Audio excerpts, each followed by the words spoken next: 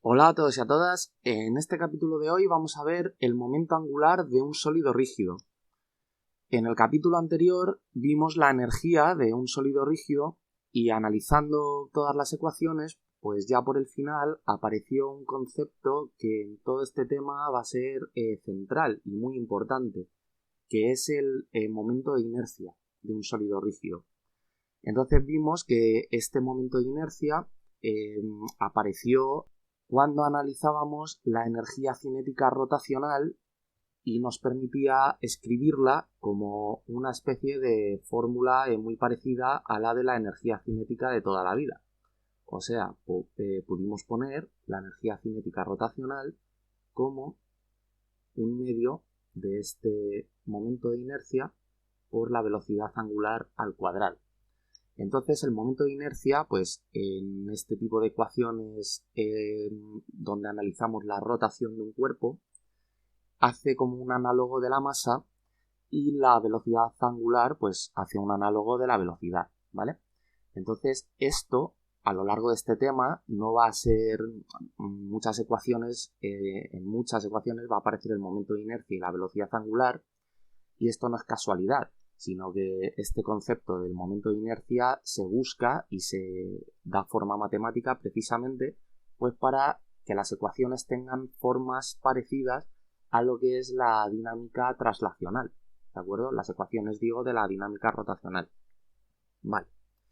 Bueno, pues lo que vamos a ver en este capítulo es que analizando el momento angular va a aparecer también el momento de inercia. Lo que pasa que no vamos a poder describirlo de una forma tan fácil como apareció en el capítulo pasado, o sea, como una magnitud escalar. En este capítulo vamos a ver que el momento de inercia en realidad es un tensor, ¿vale? O sea, es una matriz. Entonces no os asustéis por que haya mencionado la palabra tensor, porque en definitiva va a ser simplemente pues eso, una matriz de 3×3 y no tiene más. Entonces ya en capítulos más adelante, cuando vayamos complicando todo este tema, pues ya definiré las características que hacen que el momento de inercia sea un tensor, o lo definiré o deduciré de forma tensorial. En este capítulo de momento lo que vamos a definir pues eso es el momento angular mediante el momento de inercia y la velocidad angular, ¿de acuerdo? Así que pues nada, os invito a que os quedéis y vamos a comenzar ya. Aquí a la derecha me he dejado el momento angular de un sistema de partículas, que estas fórmulas ya las deducimos en la lista de reproducción que lleva este mismo nombre, el sistema de partículas. Vimos que esta definición era la del momento angular y cuando introducíamos o descomponíamos la velocidad en la velocidad del centro de masas más la velocidad desde el sistema centro de masas a cualquier partícula, pues podíamos separar el momento angular en el momento angular orbital, que se llama, y está aquí pues el momento angular interno o el momento angular en el sistema centro de masas, que se le suele llamar, ¿vale? Y el sólido rígido, en definitiva, pues no deja de ser un sistema de partículas que ya definimos en capítulos pasados que tiene ciertas peculiaridades. Por lo tanto, la fórmula del momento angular de un sólido rígido pues va a aplicar esta de aquí perfectamente, en el caso en el que sea un sistema discreto, ¿vale? O sea, en el caso en el que, por ejemplo, tengamos un sólido rígido que sean dos masas discretas, separadas, una distancia constante entre sí, y que este sistema pues rote de alguna manera. Imaginad que este sistema, pues yo qué sé, rote haciendo una circunferencia en un plano, pues entonces esto tendrá un momento angular, el que sea, dado por esta fórmula de aquí, ¿vale? La pregunta que podemos hacernos es si a la hora de extrapolar esta fórmula para un sistema continuo de partículas tenemos que hacer pues la receta que hemos seguido siempre, que es coger esta masa de aquí, llevarlo al límite en el que tomamos un incremento de masa, un trocito de masa del sólido que tiende a cero, y hacer una suma de Riemann. O sea, este sumatorio, llevarlo a un n que tienda a infinito, hacer el límite y que empiezan a aparecer integrales por ahí. Bueno, pues vamos a ver, con esto que os he ido diciendo, de que el momento de inercia lo vamos a definir en este capítulo como un tensor, que no va a ser necesario hacer eso, ¿vale? Y vamos a poder obtener una ecuación para el momento angular, ya sea de un sistema discreto o de un sistema continuo de partículas, en el que no aparezcan integrales ni nada muy complicado, sino una ecuación matricial muy sencillita. Vale. Entonces vamos a poner como ejemplo primero un sólido rígido, así general, ¿vale? O sea, un cuerpo rotando, ¿vale? En concreto en un sentido antihorario. Y yo he hecho coincidir el eje de rotación con el eje Z de un sistema de coordenadas que he colocado en este punto O, que pues está en este caso concreto, este punto O, digo, dentro del sólido, ¿vale? Todo esto no necesariamente tiene por qué ser así.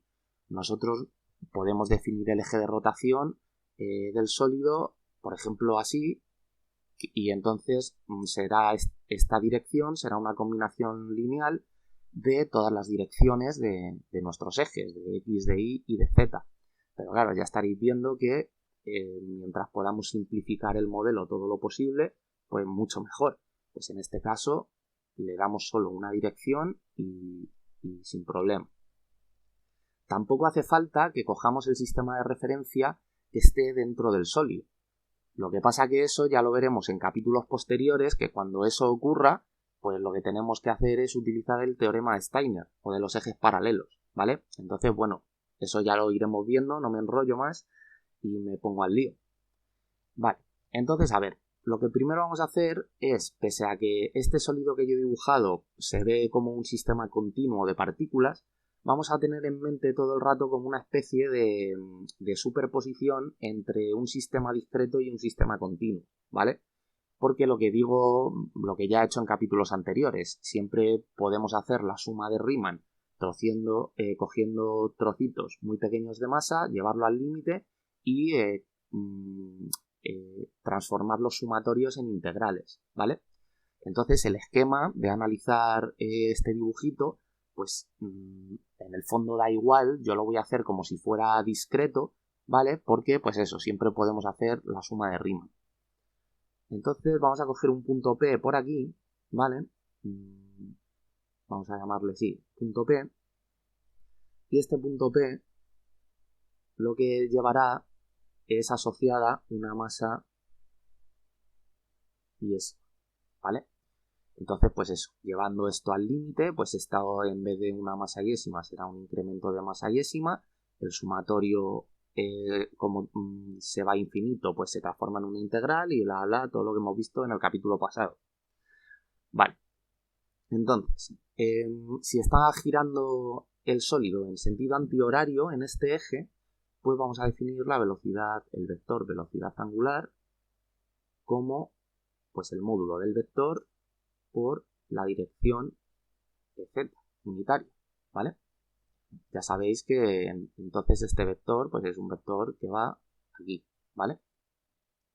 Bueno, entonces vamos a, con un vector posición, desde el origen de coordenadas, apuntar al punto P, al trocito de masa yésima, y entonces este pues será un vector posición y es un vector iésimo en el punto P, ¿vale? Pero bueno, para no andar escribiendo aquí la P todo el rato, pues dejadme que lo ponga así. Y luego, en el punto P, este trozo de masa, pues lo que llevará es una velocidad, pues, tangencial a la circunferencia que describe el punto girando alrededor de en torno a este eje. Entonces esa velocidad será, pues más o menos, esta de aquí, y esto será la velocidad iésima, o sea, el vector velocidad iésima, pero la componente tangencial del vector velocidad, ¿vale? Ya sabéis que un vector velocidad en coordenadas polares, pues esto es VR por ER más V phi por E phi, ¿vale? Entonces este VR es la derivada de la distancia al eje de giro, ¿vale? O del vector posición, esto contando, pues por ejemplo, con que tenemos un disco solo girando, ¿vale? Y luego esta velocidad tangencial, pues es omega por la distancia al eje de giro, o sea, la velocidad angular por r.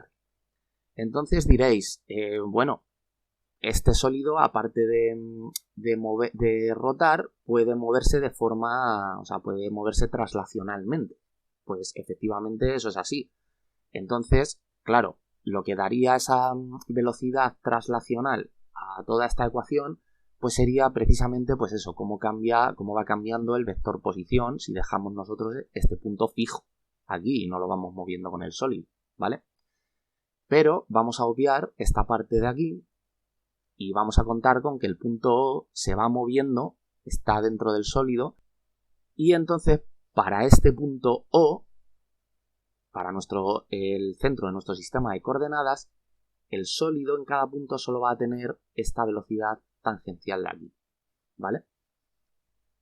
Bueno, entonces como el momento angular es el producto vectorial de estos dos vectores, ¿vale? En este caso en el que solo tenemos esta velocidad, ¿vale? En realidad es de la velocidad, pero aunque bueno, luego en la fórmula del producto vectorial ya sabéis que tomando coordenadas polares solo contribuye al momento angular la componente tangencial, ¿vale? Esto en el capítulo de dinámica de momento angular y torque lo explico.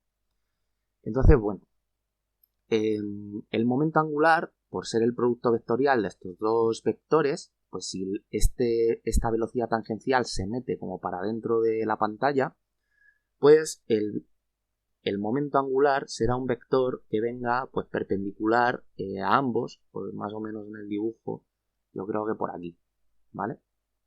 Entonces vamos a llamar a este vector el vector momento angular de correspondiente a la masa yésima, ¿de acuerdo? O sea, esto no es el momento angular total del sólido, sino es el momento angular de esta masa de aquí, de este trocito de masa de aquí, ¿vale?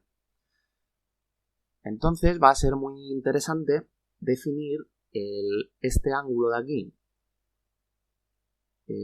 ¿Cuál va a ser? Este, ¿vale? Como, voy a borrar esto un poquito para escribirlo, como el ángulo θ, ¿vale? Donde el ángulo θ va a ser el ángulo del vector posición con respecto al eje de giro. Y luego vamos a definir este otro ángulo de aquí, que va a ser, pues precisamente por ser el momento angular, tener que ser perpendicular tanto al vector posición como a la velocidad, pues este ángulo de aquí, o sea, perdón, el que forma en el momento angular con el vector posición, será 90 grados, o sea, pi partido por 2 radianes.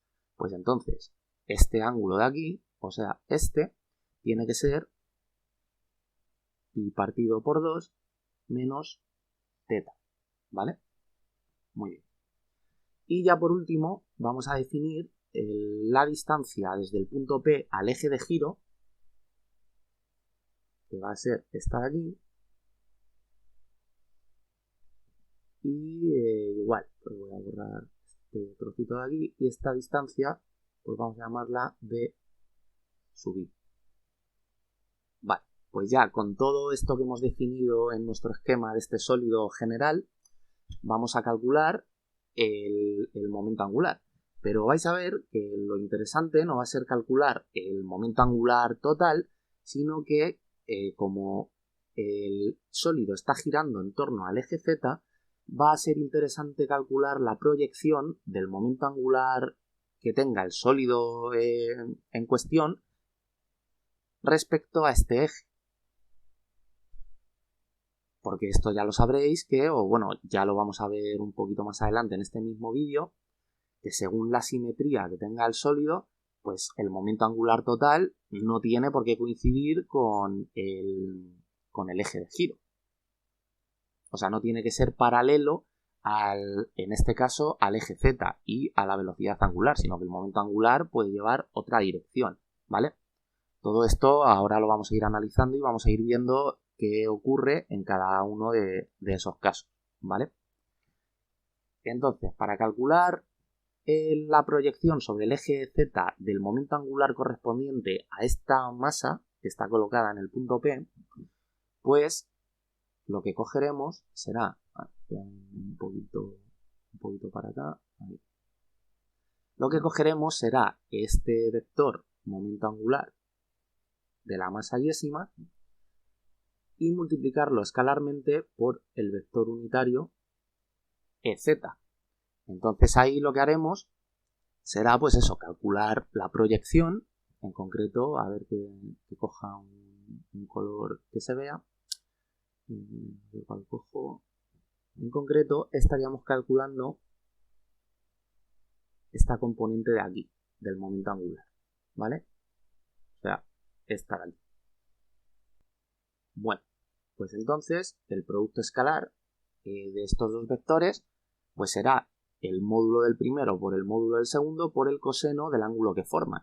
O sea, tendremos el módulo del momento angular de la masa yésima en el punto P, o sea, el módulo de esta fórmula de aquí, pero sin el sumatorio porque solo estamos calculando la de una partícula, o sea, el módulo de R sub I, producto vectorial, M sub I por V sub I,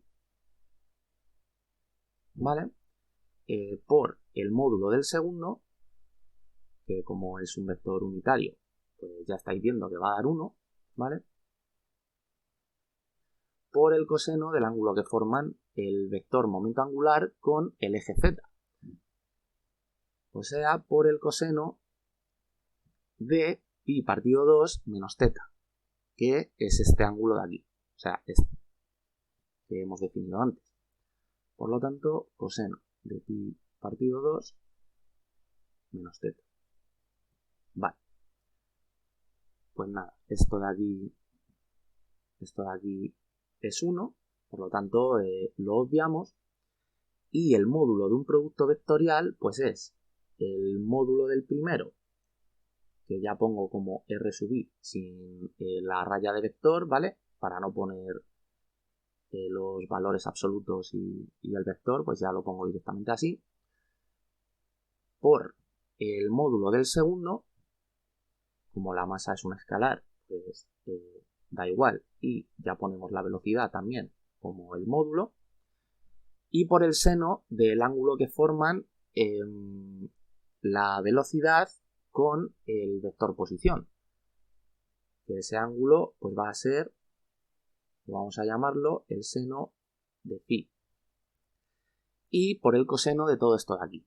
Entonces, el coseno de todo esto de aquí pues será el coseno de algo menos algo, pues es coseno del primero, coseno del segundo, más, porque aquí hay un menos, seno del primero por el seno del segundo.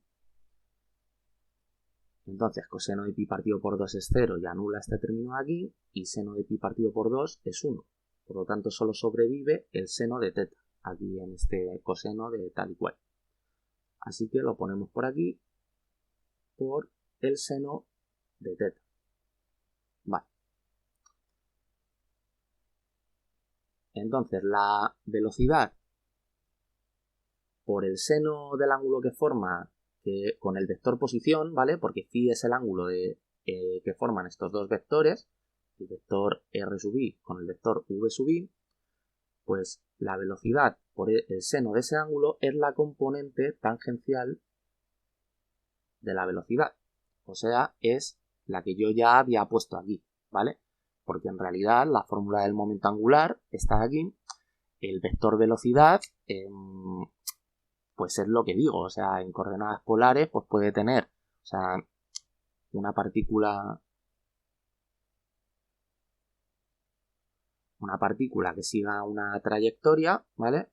La que sea, pues en coordenadas polares tendrá, a ver cómo hago esto, vamos a poner en este punto de aquí, por ejemplo, la velocidad, que tiene que ser tangente a la trayectoria, este es el vector V, Y bueno, pues como he dicho que íbamos a poner coordenadas polares en vez de estos ejes, dejadme que ponga una circunferencia, ¿vale? Vamos a poner como que nuestro centro, nuestro origen de coordenadas está aquí.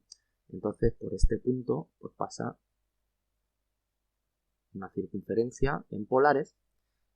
Y en polares lo que tenemos es la base en la dirección radial y la dirección tangencial.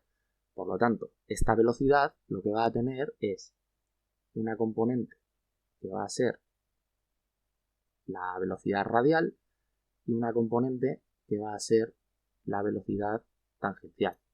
Entonces ya estáis viendo que la velocidad tangencial, si este ángulo de aquí, o sea, el que forma el vector velocidad con el vector posición, ¿vale? Desde este origen de coordenadas, vamos a llamarle este ángulo el phi, pues la velocidad tangencial es el módulo de la velocidad por el seno de phi, ¿vale? Espero que sepáis todo esto. Entonces, en el siguiente paso, lo que vamos es a poner, vamos a poner la masa primero, vamos a poner aquí R sub i por el seno de teta y por aquí la velocidad tangencial. Vale. Entonces el vector posición por el seno de teta pues es precisamente, aquí está el vector posición, por el seno de este ángulo pues es esto de aquí, o sea la distancia desde el punto al eje de giro, o sea lo que hemos llamado d sub i.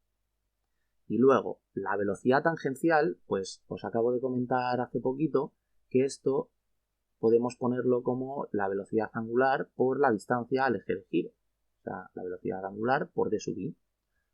Por lo tanto, esto nos va a quedar como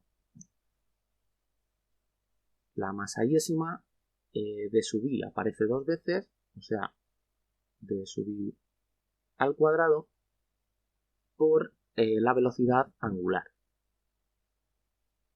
Vale. Y esto vimos en el capítulo pasado, que esto de aquí es lo que definimos como el momento de inercia y en concreto el momento de inercia de la masa yésima, pero como estamos calculando la proyección respecto al eje z, pues el momento de inercia vamos a poner en z. Ahora ya veréis por qué pongo esto de aquí, ¿vale? De forma que hemos obtenido aquí esta ecuación.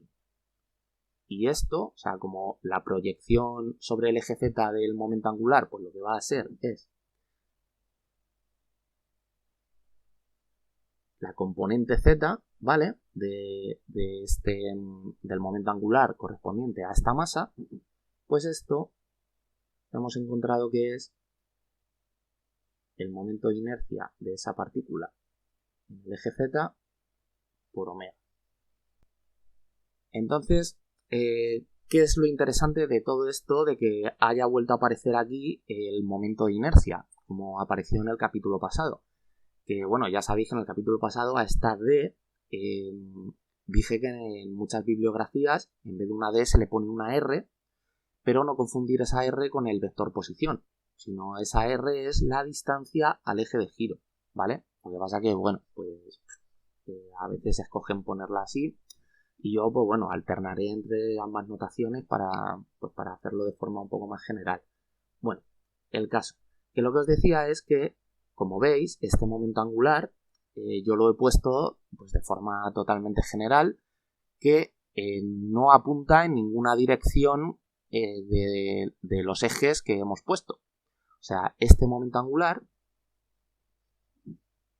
el momento angular sub i, esto lo que será es una componente i en x por el vector unitario en x más una componente en y por el vector unitario en y más una componente en z por el vector unitario en z, ¿vale? Por lo tanto, el momento angular total, voy a ponerlo por aquí, esto será ya sin la i, Lx por Ex más Li por Ei más Lz por Ez, ¿de acuerdo? Bueno, pues aquí, si esto fuera un sistema discreto, acordad lo que os he dicho de tener en mente todo el rato esta dualidad entre los sistemas discretos y los continuos, que siempre pues podemos pasar de uno a otro haciendo una suma de Riemann, pues aquí, si hacemos el sumatorio, imaginad que esto fuera para un sistema discreto, pues si hacemos el sumatorio desde i hasta el número de partículas que tenga este de el momento angular en z, pues hacemos el sumatorio también al otro lado del igual, desde 1 hasta el número de partículas que tenga el sistema, de i sub i z por omega, y entonces esto pues nos dará el momento angular total en el eje z, o sea, la componente z del momento angular total, y esto será igual, pues la suma de todos los momentos de inercia en el eje z, pues será el momento de inercia del sólido en z. Y esto por omega, ¿vale? Bueno, pues como hemos encontrado que Lz vale esto, pues vamos a ponerlo aquí. Borramos esto y ponemos que la componente z, pues hemos visto que es el momento de inercia en z por omega, y todo esto por el vector unitario en la dirección z, ¿vale? Así que, a ver, voy a borrar esto ya para que no distraiga. Bueno, entonces la pregunta que nos surge ahora es, pues bueno, efectivamente acabamos de ver que aparece el momento de inercia igual que aparecía en el capítulo pasado. Lo que pasa que aquí, pues bueno, no le hemos podido llamar un momento de inercia como tal, porque estamos calculando la proyección de un vector sobre el eje z, ¿vale? Entonces este vector, como he dicho, tiene más componentes. Tiene la componente en x y tiene la componente en y. Y es la componente en z la que, según los cálculos que hemos hecho, pues ha aparecido una fórmula exactamente igual al momento de inercia que vimos en el capítulo pasado. Vale, pues la pregunta que podemos hacernos es, este Lx y este Li, ¿qué forma tendrán? O sea, si podremos ponerlos como alguna magnitud similar al momento de inercia por la velocidad angular, serán directamente cero. Bueno, pues para responder a esa pregunta vamos a poner dos ejemplos de sólido rígido, uno con un grado altísimo de simetría y otro un poco menos simétrico, y vamos a ver qué es lo que ocurre y cómo podemos abordar esta situación del momento angular. Vale, pues vamos a comenzar, como os decía, con un sólido rígido con un grado de simetría bastante alto, como es, por ejemplo, una esfera, ¿vale? Entonces vamos a ver en este ejemplo de la esfera qué expresión va a tomar Lx y Li. Bueno, pues imaginad que tenemos dos puntos, como he hecho antes en el sólido que he tomado como ejemplo, que era un poquito más amorfo que este, e imaginad que tanto el punto P como el punto P' son puntos equidistantes en la esfera, ¿vale? O sea, se puede trazar una línea recta de uno a otro, y esa línea recta pasa por el eje de rotación, o sea, por el eje Z.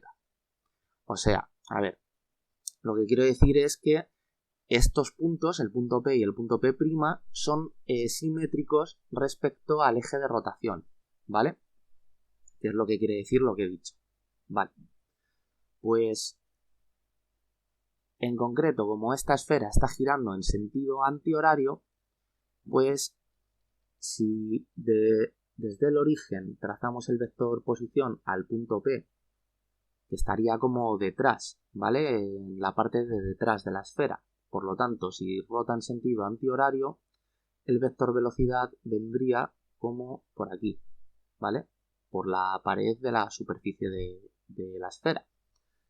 Vale, entonces este sería el momento angular correspondiente al punto P, que como veis, pues es ortogonal a ambos vectores, o sea, forma 90 grados con ambos. Y el mismo caso para el punto P'.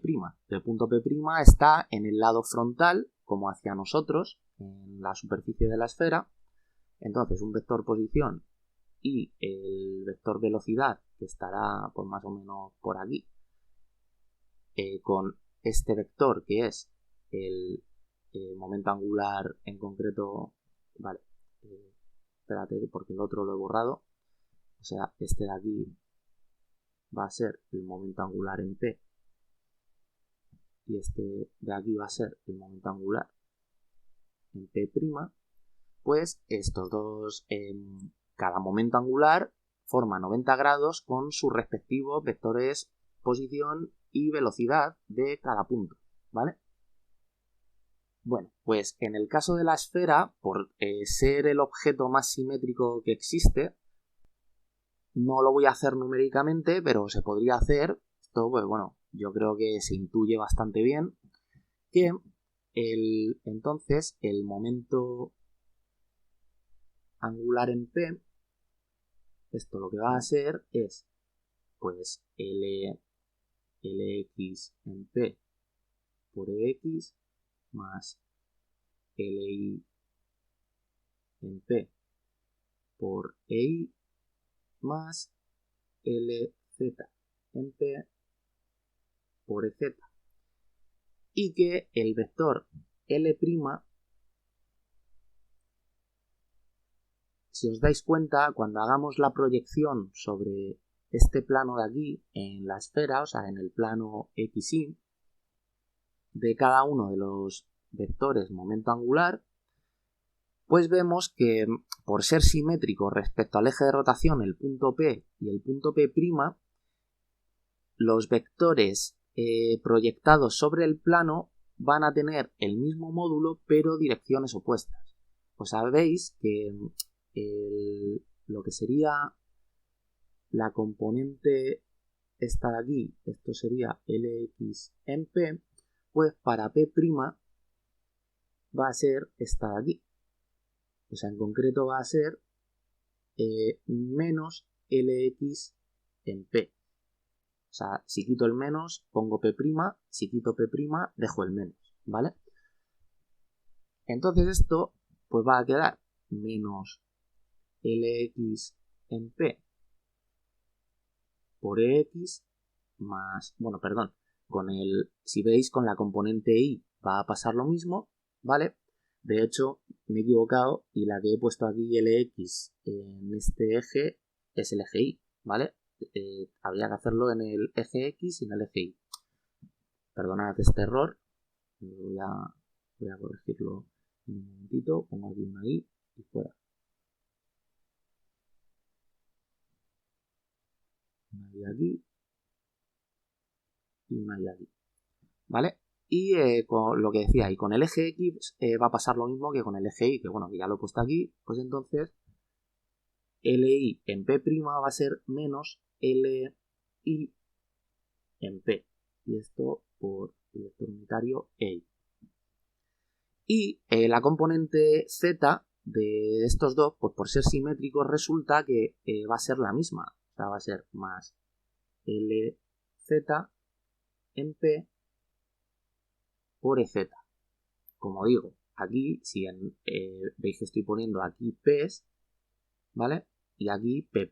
Si pusiera una P', pues entonces quitaría los signos menos, porque los signos menos aparecen en comparación con el punto P, que por eso pongo aquí solo la P, ¿vale? El caso es que cuando con todos los puntos de la esfera, imaginad que fuera una esfera discretizable, hagamos el sumatorio, pues resulta que lo que vamos a obtener aquí en esta parte pues es el momento angular total. Las componentes en el eje X se van a cancelar todas y las componentes en el eje Y se van a cancelar todas también.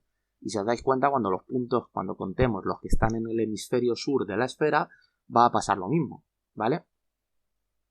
Y de hecho, la componente Z de cuando hagamos comparemos los vectores de cada punto en el hemisferio sur, por ser la velocidad de rotación la que es, ¿vale? Pues antihoraria, visto desde el otro lado, lo que va a hacer es que la componente Z siga apuntando hacia arriba. O sea, no va a pasar que en el hemisferio sur la componente Z apunte hacia abajo, porque entonces se cancelaría y no tendría momento angular el objeto, ¿vale?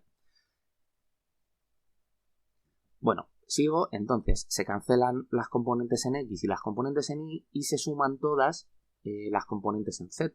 Por tanto, aquí va a aparecer LZ. Y como hemos visto, LZ es esto de aquí, pues podemos ponerlo como el momento de inercia del objeto en el eje Z por la velocidad angular.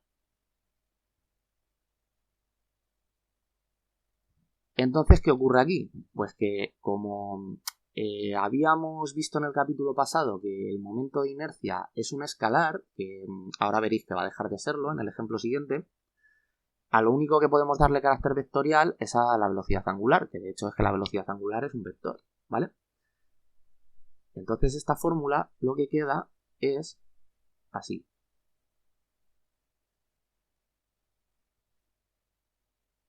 En concreto, bueno, esto es IZ. Por lo tanto, esto lo que quiere decir es que el momento angular, en el caso de la esfera, por ser un sólido con un grado de simetría altísimo, el vector momento angular es paralelo a la velocidad angular.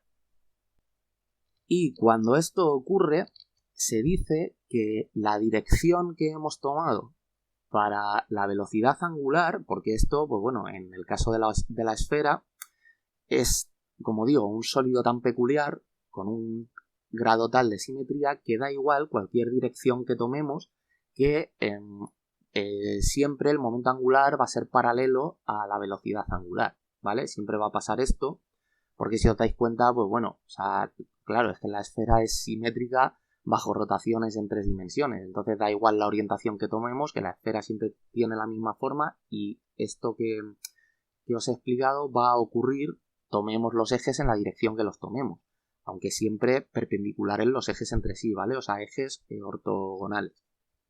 Pero habrá otros sólidos en el que, debido a su distribución de masa, algunos ejes en concreto para todos los sólidos siempre va a haber 3, en los que si el sólido gira en torno a dicho eje, se produzca esto,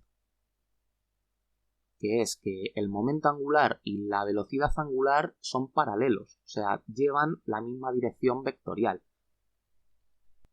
Y ahora, como veréis en contraposición con el ejemplo siguiente, pues esto va a simplificar siempre muchísimo los cálculos, porque cuando esto ocurra, pues como habéis visto, la componente X, la componente Y se cancela y solo nos queda un escalar multiplicado por un vector. Y entonces, en este caso, el momento de inercia es un escalar, ¿vale? Como lo que habíamos visto en el capítulo pasado de la energía del sólido rígido. Muy bien, pero imaginad que en vez de tener la esfera, pues tenemos, por ejemplo, este objeto amorfo, ¿vale? Pues si seguís el mismo razonamiento, apuntando a cada partícula en el caso de que en última instancia pudiéramos discretizar el sólido, ¿vale? Tener todo el rato como esto es, hay que cogerlo con pinzas, ¿vale? Pero para hacer el experimento mental, pues nos sirve el jugar con esa dualidad de, pues bueno, tomar como que, aunque esto sea un sistema continuo, podemos de alguna manera imaginariamente discretizarlo y y poner estos ejemplos pues de forma mucho más fácil con sumatorios en vez de con integrales. Y en última instancia, pues hacer una suma de Riemann y transformar esos sumatorios en integrales. Quiero ser claro con esto porque no veáis que, o sea, vais a ver que efectivamente estoy poniendo ejemplos de sólidos continuos y los estoy analizando como si fueran sólidos discretos, ¿vale? Pero, o sea, no es que me esté equivocando, sino que con mucho cuidado y entre comillas podemos mentalmente en nuestro experimento hacer esto. Vale. Pues como digo, imaginad que ahora tenemos este sólido que como veis es, comparado con una esfera, pues completamente amorfo. Entonces no tiene ahora por qué pasar que en punto... Bueno, es que no tiene por qué pasar que de hecho haya puntos simétricos respecto al eje Z. Porque, por ejemplo, respecto al eje Z, este punto de aquí no tiene un punto simétrico. Porque aquí no hay sólido, ¿vale? Entonces, ¿qué va a pasar? Pues que cuando se sumen todas las componentes del momento angular, pues no va a haber cancelaciones y el momento angular pues nos dará, será un vector en una dirección que tendrá componentes en todas las direcciones de los ejes que nosotros hayamos puesto, ¿vale? Pues en la dirección X tendrá su componente, en la Y su componente y en la Z también. Y en este caso, lo que nos vamos a querer preguntar pues es lo que en un inicio nos planteábamos. Ahora ya sabemos que la componente X y la componente Y va a existir, entonces queremos saber si tanto una como la otra vamos a poder ponerla dimensionalmente como pues el momento de inercia es masa por longitud al cuadrado y la omega pues es tiempo a la menos 1. Espérate, me ha salido un poco rara. Ahora, tiempo a la menos 1.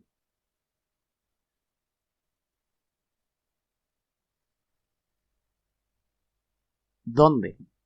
Pues como acabo de decir, este t a la menos 1 va a ser la velocidad angular, ¿vale?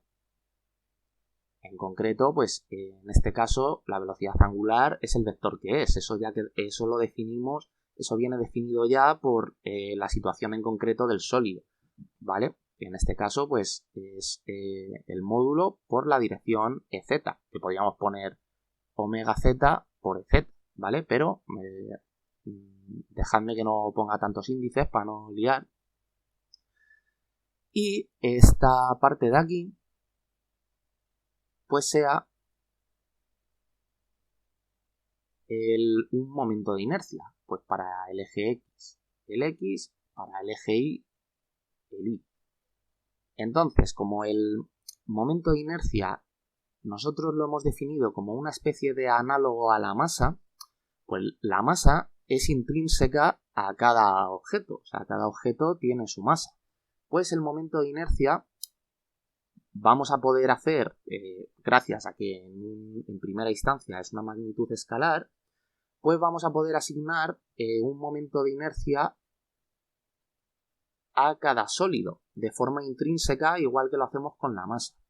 Lo que pasa que para que el momento de inercia aparezca en las componentes del momento angular, que es un vector, pues nosotros, si tenemos un vector momento angular y queremos que dimensionalmente sea esto, o sea, sea el producto de algo que vamos a querer que sea el momento de inercia, por la velocidad angular, que es un vector, pues no queda otra que si el momento angular es un vector en 3 dimensiones, como es Lx, Ly y Lz,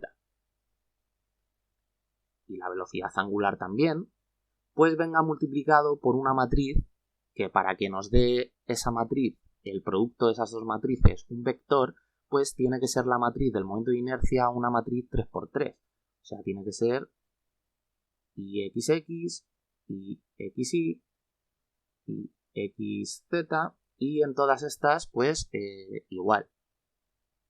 ¿Vale? O sea, aquí el primer índice la Y, porque estamos en la fila correspondiente a la Y, y en la tercera fila, pues lo mismo. Todo esto multiplicado por la velocidad angular en X, la velocidad angular en Y, la velocidad angular en Z. En nuestro ejemplo concreto, pues como la velocidad angular es paralela al eje Z, pues serían 0 estas dos y aquí sería el módulo de la velocidad angular, ¿vale? Pero esto es un esquema general. Y bueno, también lo que veréis muchas veces es que para no poner aquí esto de xx, xy y tal, que parece un sudoku o algo raro, pues se pone con números, ¿vale? También, ahora lo vamos a ver, para poder compactarlo todo en sumatorios, ¿de acuerdo?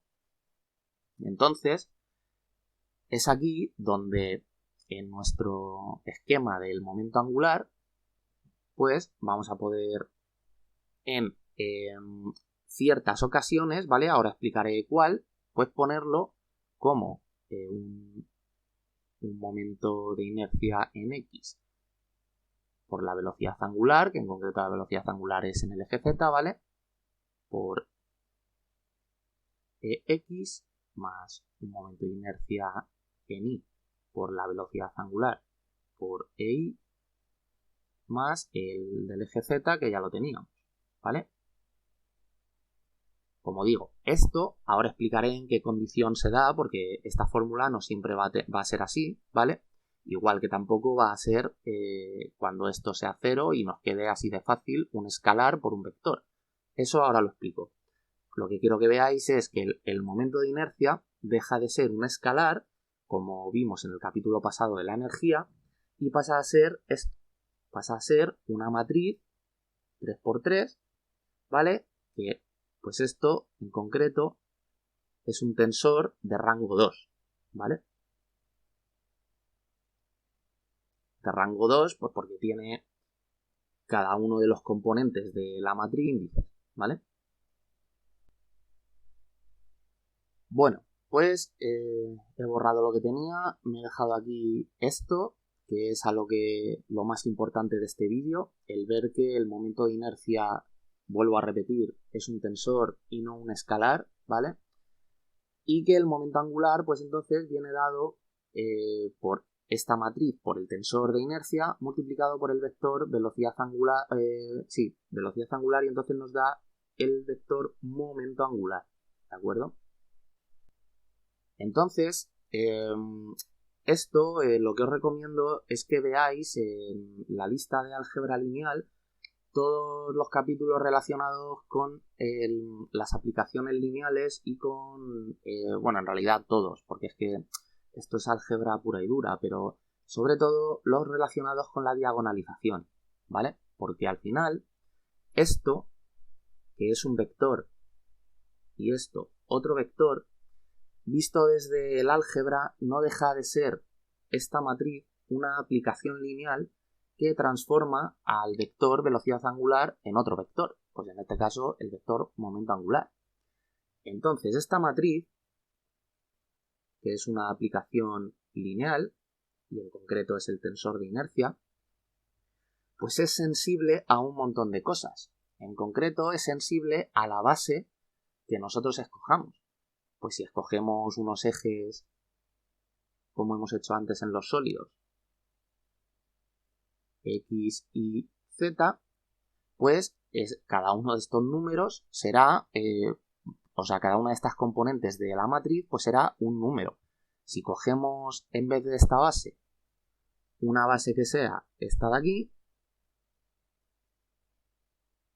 por ejemplo, esta, ponemos aquí X', aquí Y', y aquí Z', cada uno de estos números variará según en qué base estemos. Y lo bueno es que, como toda aplicación lineal, va a existir una base en la que esta matriz va a tener forma diagonal. O sea que vamos a hacer todos ceros en concreto en estas componentes, y solo va a haber componentes distintas de cero en esta diagonal de aquí. Que en concreto, pues si se da ese caso, obtendremos el vector momento angular que he puesto antes de borrar todo lo que tenía, ¿vale? Pero solo en ese caso. Entonces, claro, lo interesante de cada sólido rígido será encontrar cuáles son las direcciones del espacio, que en concreto siempre habrá 3, en las que, tomando unos vectores base en esas direcciones, hagamos que el tensor de inercia sea un tensor diagonal y que entonces, claro, podamos simplificar un montón todos estos cálculos. Si hacemos 0 en todas estas componentes, pues ya intuiréis que se hará todo mucho más fácil. Y también podríamos simplificarlo todo mucho más si encima definimos que el sólido esté girando en alguna de esas direcciones, ¿vale? Entonces, pues bueno, yo ya me he preparado algunos ejemplos teóricos y os los voy a ir comentando así de forma rápida para no alargar el vídeo mucho más, ¿vale? En concreto, el primer ejemplo va a ser este, ¿vale? Donde, por eso os decía que veáis todo lo referente a la diagonalización, porque usaré jerga correspondiente a ese tema. Los vectores propios son, una vez diagonalizamos la matriz, son los vectores de cambio de base de la aplicación lineal, ¿vale? Y a las direcciones que marcan esos vectores, vectores propios o autovectores se les llama también, pues marcarán los ejes principales de inercia, donde si en esa dirección es en la que el sólido está rotando, pues el momento angular será paralelo, como en este caso de aquí, a la velocidad angular.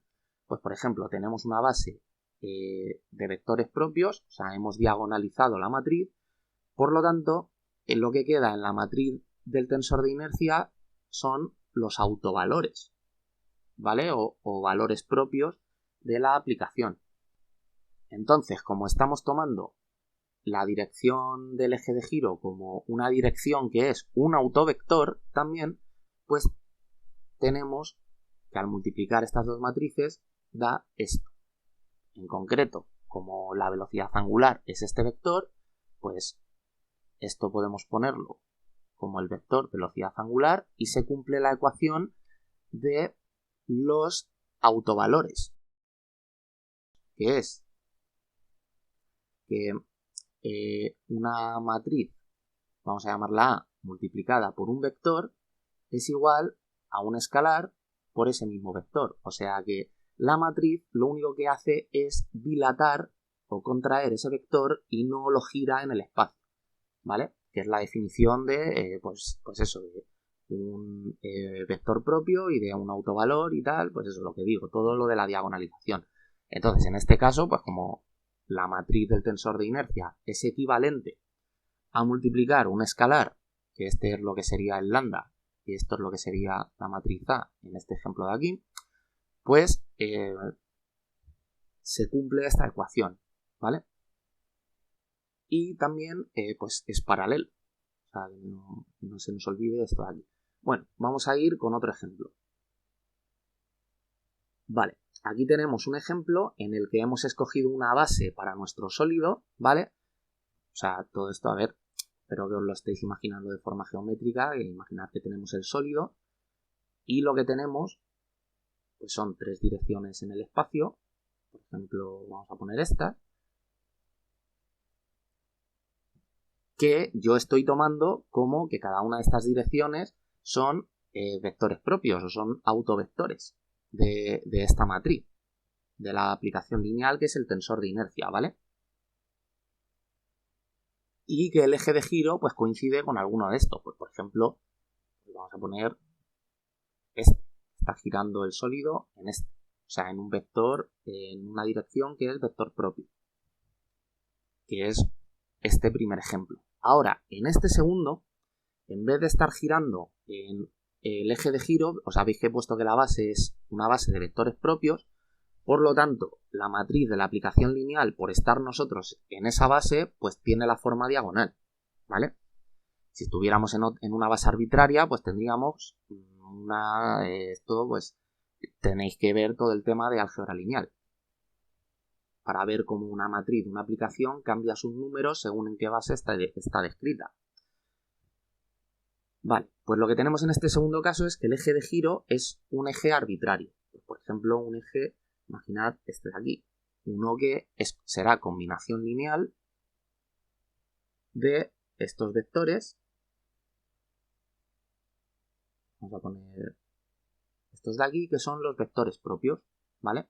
Entonces esta dirección pues tendrá su omega 1, omega 2 y omega 3, o omega x, omega y, omega z, ¿de acuerdo?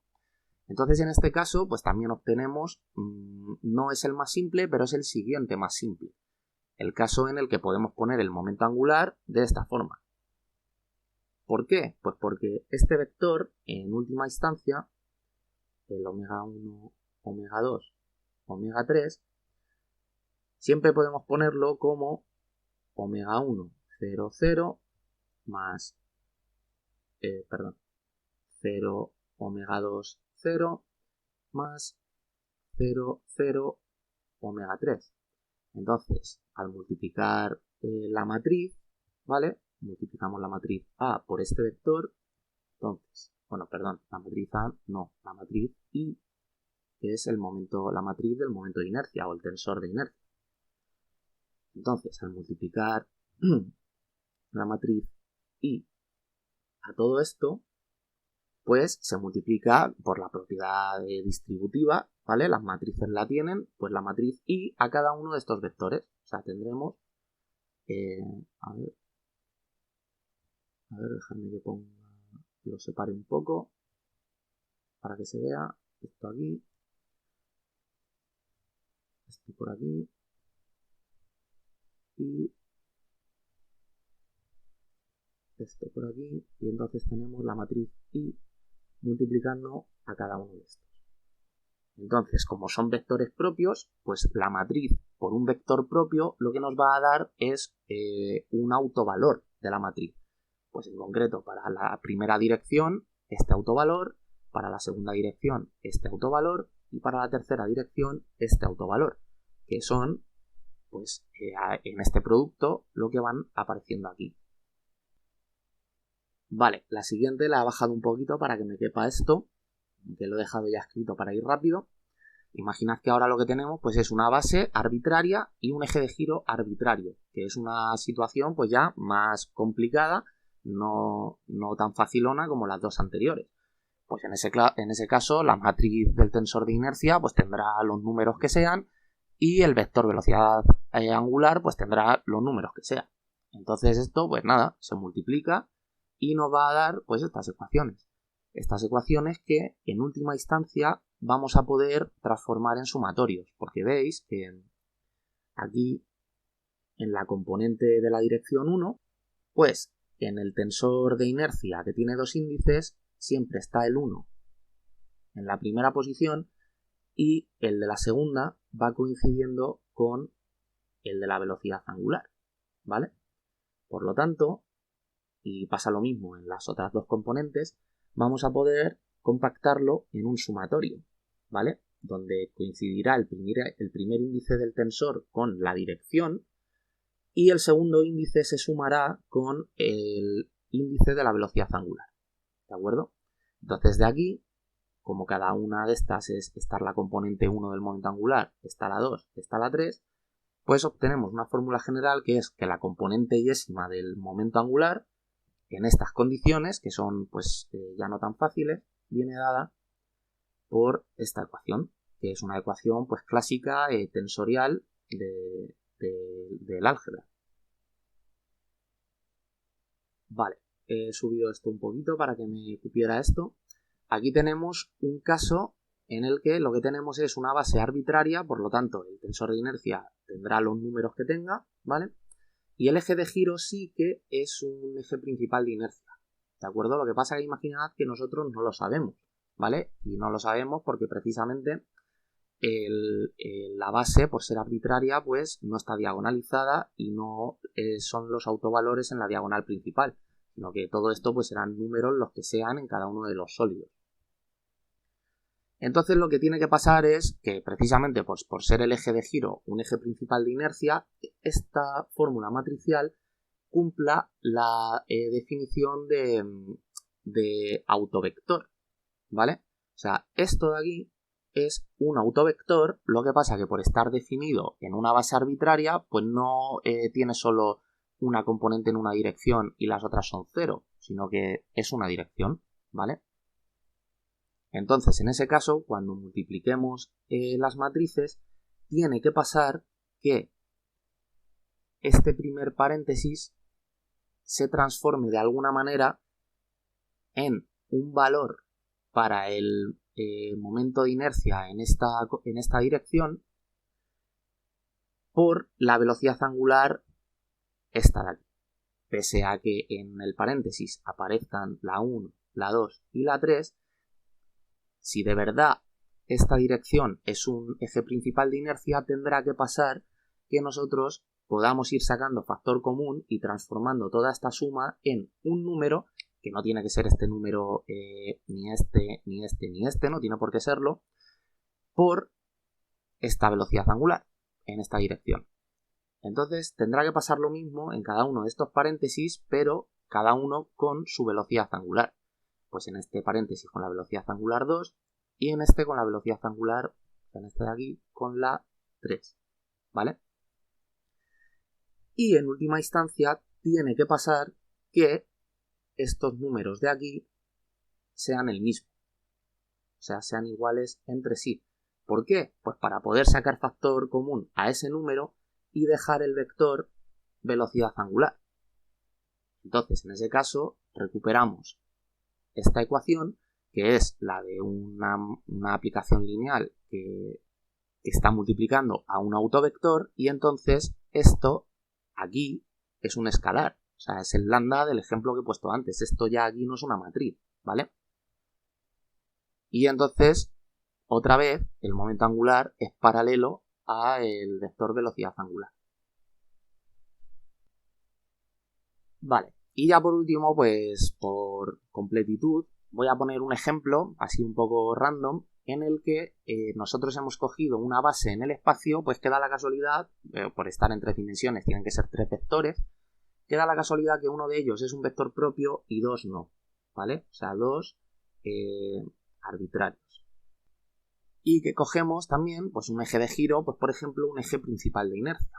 Bueno, pues por haber escogido esta base, la aplicación que representa el tensor de inercia, pues toma esta. Pues en concreto, el eje de giro es un eje principal de inercia que yo lo he definido en la dirección 3, ¿de acuerdo? Por lo tanto, el vector propio sería el E3, o sea, perdón, la dirección que marca este vector unitario, ¿vale? Y en ese caso, pues bueno, pues queda en la matriz de la aplicación lineal, en las otras dos direcciones, dadas por los otros dos vectores, pues no queda diagonalizada la matriz, sino que queda, pues aquí quedarían unos números y tal, ¿vale?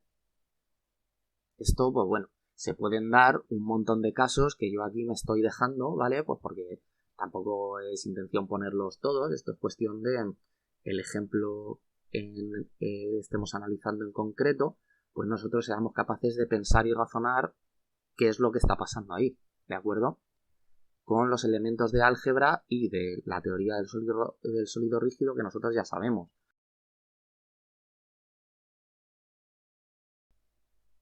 Bueno, pues ya con estos ejemplos que he puesto, como digo, no tiene sentido ya comentar más, que los hay.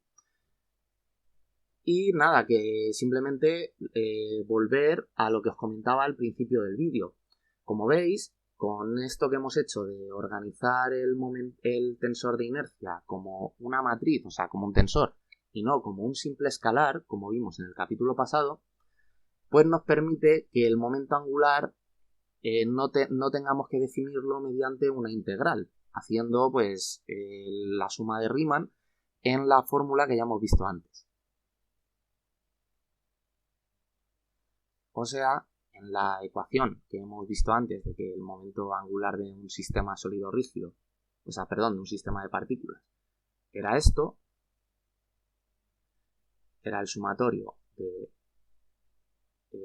la posición por la masa, por la velocidad de cada partícula, pues no necesitamos hacer aquí nada del estilo que el momento angular sea el límite cuando el incremento de masa y tienda a cero de un sumatorio que tiende a infinito, ¿vale? De RI por un incremento de masa yésima por la velocidad y, o sea, esto, pues bueno, la verdad que ahora mismo no sé si podría hacerse o no y ahora mismo no lo tengo claro, tendría que verlo. Pero que veáis que no tiene sentido hacer esto, ¿vale? Y transformar el momento angular en una integral si el momento de inercia le damos esta perspectiva. Entonces, en el siguiente capítulo hablaré del tensor de inercia y definiré cómo se obtienen cada uno de estos números, porque como vimos en el capítulo pasado, el momento de inercia siendo un escalar se obtenía como una integral. Pues cada uno de estos números igual va a obtenerse como una integral, pues en concreto los de la diagonal principal de una forma y los de el resto, los que no están en la diagonal principal sino en estas posiciones, pues van a obtenerse con otra integral distinta. ¿Vale? Así que nada, todo esto ya pues lo vamos a ir viendo en capítulos posteriores. Y nada, espero que os haya quedado claro el vídeo y nos vemos en el siguiente capítulo.